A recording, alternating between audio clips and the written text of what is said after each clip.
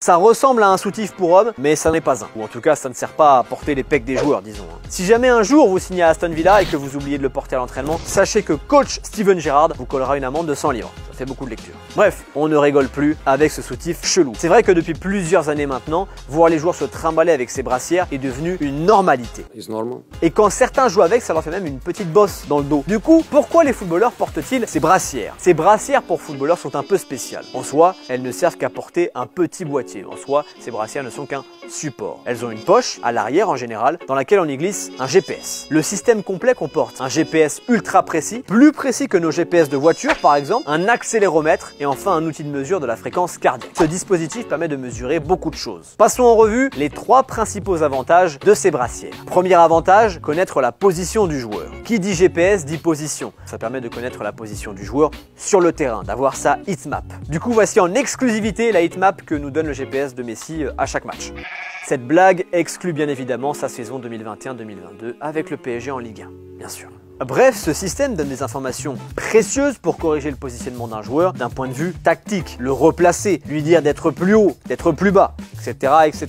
Deuxième avantage, connaître l'effort du joueur. Ces GPS mesurent aussi la distance parcourue par le joueur, à quelle intensité elle a été parcourue, sa vitesse moyenne et max, le nombre de sprints, d'accélération, de décélération, le nombre de changements de direction aussi. Vous avez compris? Beaucoup de choses. Pour la plupart des GPS, on a aussi un outil de mesure de la fréquence cardiaque, un ECG, qui permet de contrôler le rythme cardiaque d'un joueur. Bref, on arrive à mesurer l'intensité mise par le joueur au cours de l'effort. Du coup, ça veut dire aussi que les joueurs ne peuvent plus se cacher à l'entraînement, en levant le pied. Oh non, je vais y aller doucement. Non, non, les GPS, ils vont cramer. C'est peut-être grâce au GPS d'ailleurs qu'on a eu le droit à une séquence sympa dans la série All or Nothing sur Arsenal, que je vous conseille d'ailleurs. Séquence durant laquelle Mikel Arteta dit à ses joueurs que la semaine d'avant, quand il n'était pas là confiné pour cause de Covid, il a vu sur les données que certains de ses joueurs étaient venus s'entraîner comme des touristes. Et oui, les GPS permettent de voir qui triche ou pas à l'entraînement ou en match. 20 ans en arrière, sans GPS, il n'aurait peut-être jamais eu les moyens de dire à ses joueurs « Oh, on bosse, hein !» Avec les datas, on arrive à presque tout mesurer physiquement parlant aujourd'hui.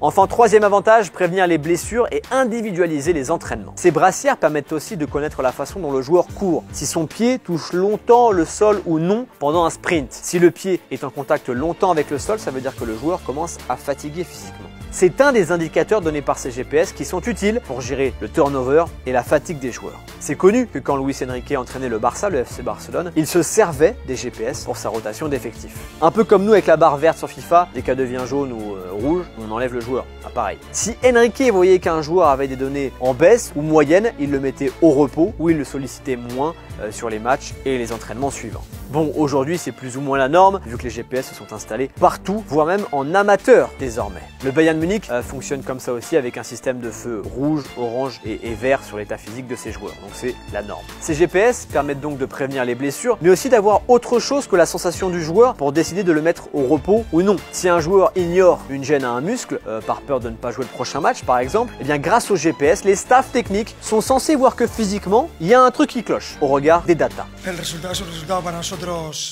Et ce, même si le joueur assure que tout va bien. Non, c'est bon, Marseille-Paris, c'est bon, ça va aller. Du coup, on peut empêcher que la fatigue devienne blessure ou soigner la blessure avant qu'elle ne s'aggrave. Et donc, conséquence directe de ça, ça permet d'individualiser les séances. Si un joueur commence à tirer la langue, on peut réduire la charge de travail. Si un joueur va bien, on peut travailler à pleine puissance, entre guillemets.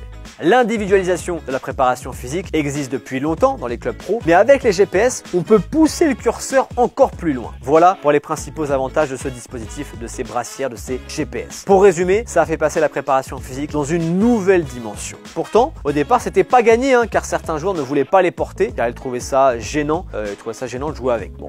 Mais ces brassières sont tellement précieuses pour les staffs techniques, pour les coachs, qu'elles se sont imposées naturellement par la force des choses. Maintenant, les joueurs n'ont plus le choix et certains peuvent même devoir infliger des amendes s'ils les oublient à l'entraînement. Récemment, les règles de coach Steven Gerrard à Aston Villa ont fuité sur les réseaux, sur Twitter. Et on a pu voir que parmi les 18 éléments pouvant entraîner des amendes, il y avait l'oubli de GPS pour l'entraînement. Tout oubli entraîne une amende de 100 livres. D'ailleurs, si vous vous posez la question, oui, ils sont autorisés dans les matchs officiels depuis 2015. Après, chaque championnat est libre de limiter son usage à l'entraînement et à l'interdire pour les matchs. Les championnats font ce qu'ils veulent entre guillemets. Voilà, maintenant quand vous verrez une bosse anormale sur le dos d'un joueur, comme celle-ci, eh bien vous saurez pourquoi. Parce qu'il a un GPS là-dessous. Les amis, j'espère que cet épisode vous a plu. Si c'est le cas, likez cette vidéo, dites-le nous en commentaire si vous avez kiffé, car on essaie de vous régaler avec des nouveaux formats. Et n'oubliez pas de vous abonner avec la petite notif, ting ting. hein, avec la petite cloche pour ne pas manquer le prochain épisode. Allez, salut la team, ciao.